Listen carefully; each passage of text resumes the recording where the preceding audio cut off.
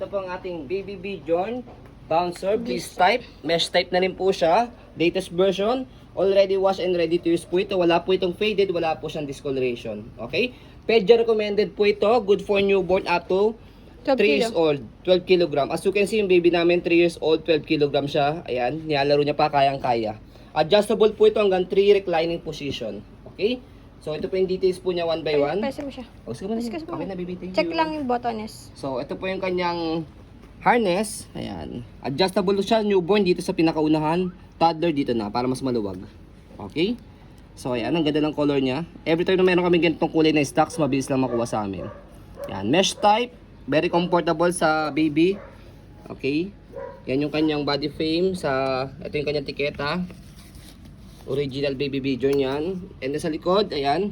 Color white, yung body frame. So, dito po siya ina-adjust. May hawakan dito. Second reclining position. And then yung third.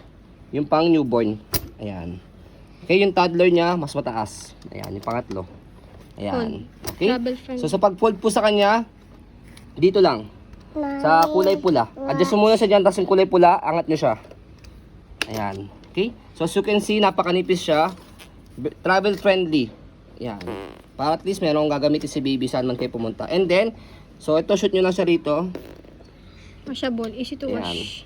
So Madali matuyo. tatanggalin nyo lang po ito kapag po i-wash nyo na siya. Ayan. Kasi ito yung pinaka-tela niya. Yun yung lilinisin nyo siya.